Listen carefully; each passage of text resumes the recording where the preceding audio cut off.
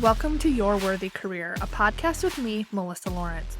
I'm a career and life coach with all the corporate cred in talent development and organizational psychology, and I help women like you get extraordinary results by being more you, not less.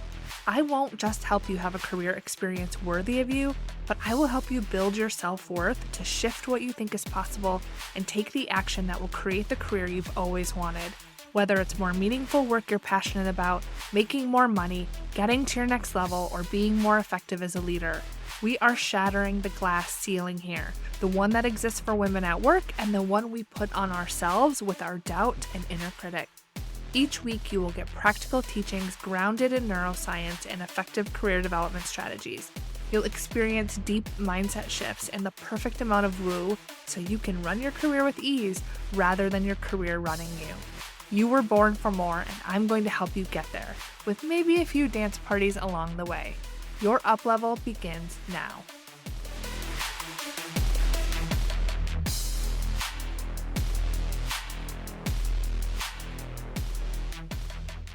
Hello and welcome to this week's episode of the podcast. How are you? This week's episode is for the leaders out there, the leaders with direct reports, the leaders who want direct reports, or the individual contributors out there who want to be seen as a leader or are working toward that next level. So in short, this episode is for you. Over the last several months, I've been coaching several leaders in my Standout Leader Incubator program and one-on-one. Now, when I coach my leaders, one thing that we work on is your leadership philosophy, which is really defining the type of leader you want to be. And I actually have a podcast episode on that you can listen to. So when you know your leadership philosophy and you implement it, leadership is less stressful and it's easier to make decisions. You also build your confidence as a leader and your ability to manage people in an effective way. Now, with all of the books and trainings out there on leadership development, it can be easy to overlook the most simple things that you can do that make a big difference for your employees and stakeholders. Now, here it is. A hack to effective leadership and earn respect and trust of others quickly is to be consistent. I know, consistency. It's not that sexy. You might be thinking that's boring, but let me talk about this a little bit. Consistency earns respect. It also builds trust. Let me put this into an example outside of work. Now, if I'm traveling or just want to treat myself, I like to go to Starbucks on occasion. And my favorite all-time drink is a chai tea latte with almond milk and an extra shot of espresso. I get it hot or iced depending on the weather. Now, I've gotten this same drink at countless Starbucks throughout the country when we're traveling or just near my house. And the drink is not always consistent.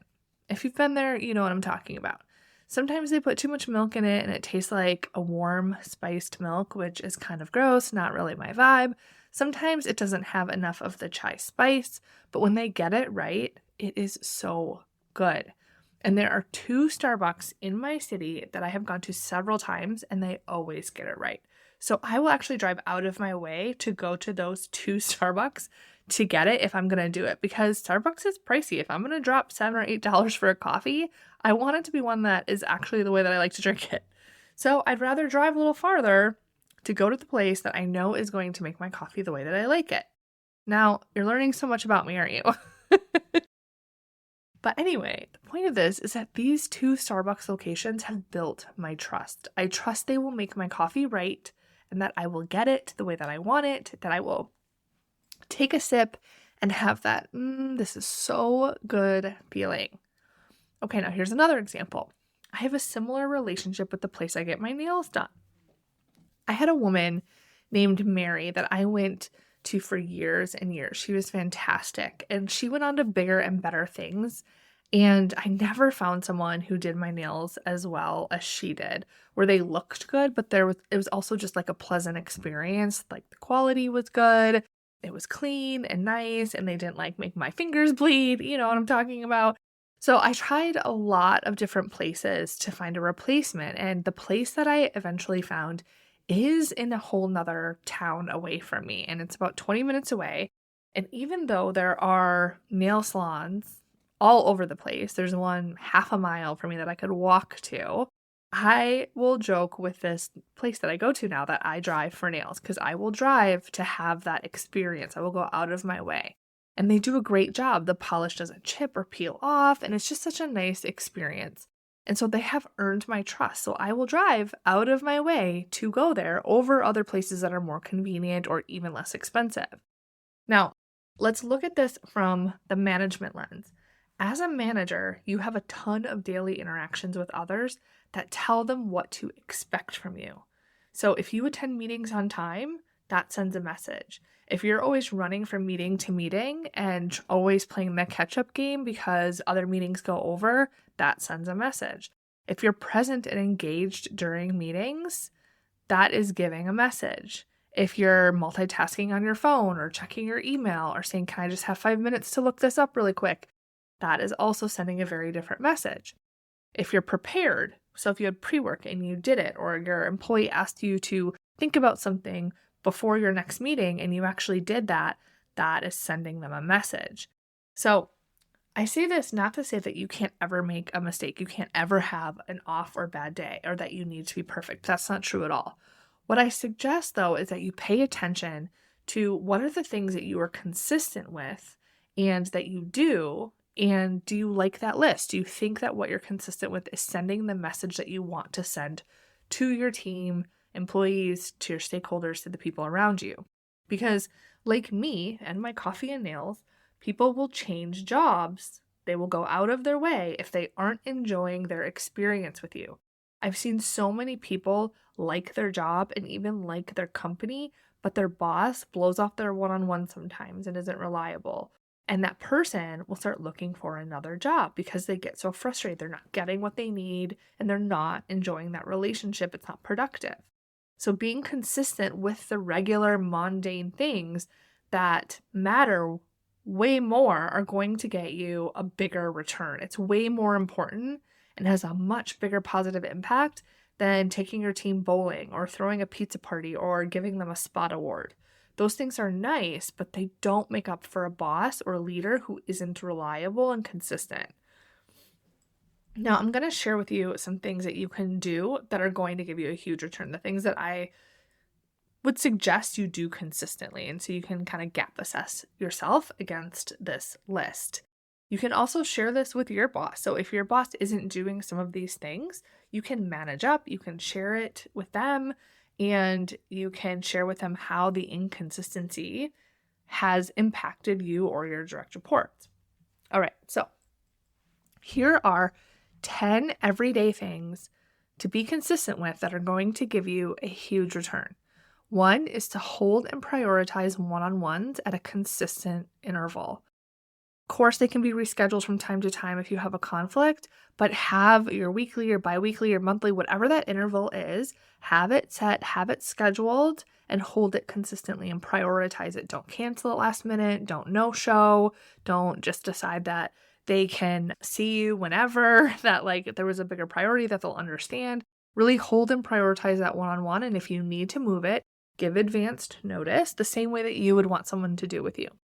Number 2 is to show up on time for meetings, right? So think about how you're role modeling behavior to other people. If you want your team to show up to their stakeholder meetings and to your meetings on time, you need to give them that same courtesy. So show up on time. Number 3, be present and engaged during your team and one-on-one meetings. Give the impression that you want to be there, even if it's a bad day, even if it's hard. I understand that can happen sometimes, but be present and show, look at your tone, the way that you're holding your body language, the way that you're behaving in that meeting. Are you present or are you multitasking? Look at how you can behave in that meeting that's sending a message to your team that you want to be there and that you care about them and that you care about what they need from you and that you're there to support them. Number 4, be clear on expectations and hold each person equally accountable. So that is a really important one. And when you have your leadership philosophy, that can really help you with that. Number 5, share honest feedback timely. So I also have some podcast episodes on giving and receiving feedback.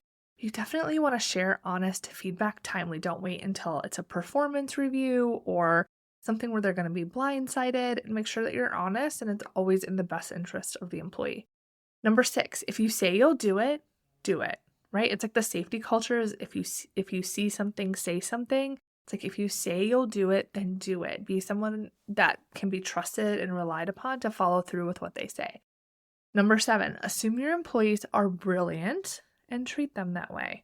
So when you're interacting with them, don't assume you know better. Don't assume that they got it wrong. Assume that what they're speaking to you is brilliant, that it's a great idea, because to them, what they're offering to you, they're speaking up. Anything that they share with you is a gift. Anything that they choose to offer as far as an idea or a suggestion for improvement, process improvement, sharing feedback with you on how you can lead them better, all of that really is a gift. And so just assume that your employees are brilliant and that they have your best interest just the way that you do theirs.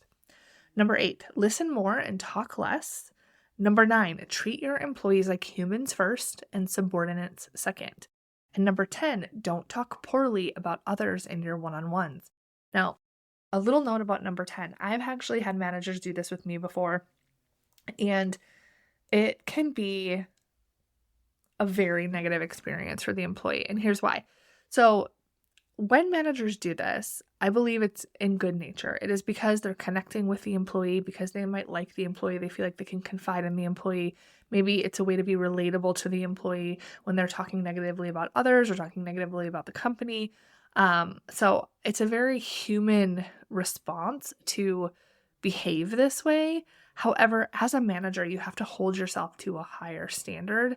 And at first, when I had a manager doing this with me, I felt kind of honored that I was trusted with that information. But then over time, I started to wonder, if they're talking about other people to me, are they talking about me to other people? And this person, we learned over time, this manager was actually talking about everyone to everyone.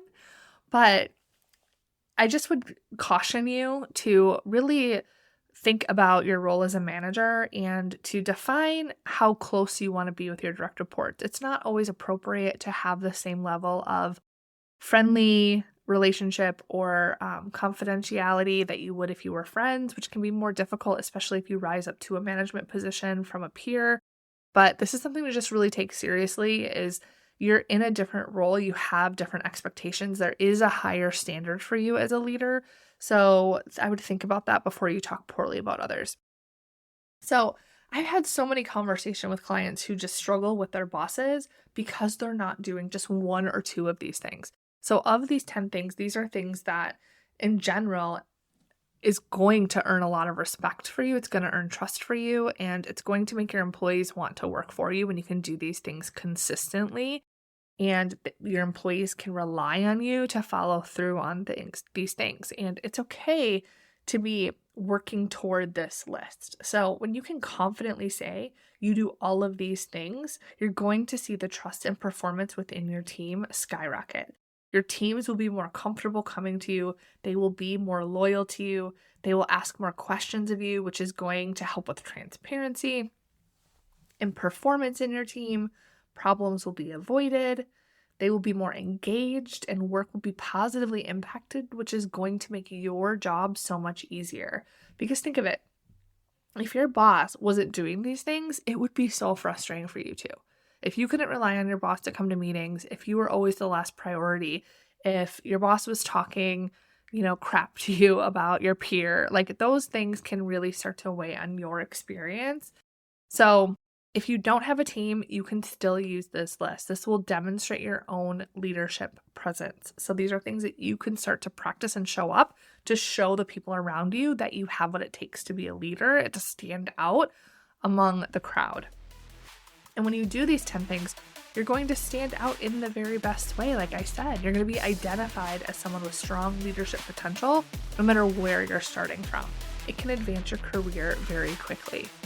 All right, so go into this week being more consistent in these areas and see what happens. Have an amazing week. We'll talk to you soon. The episode is over, but your next level is just beginning. If you're ready to have the career that you really want, I invite you to schedule a coaching consultation to work with me, where you will identify a career path to your next step, build your confidence to tackle any career challenge, make more money, and work and stress less with my proven process. Head over to yourworthycareer.com to get started.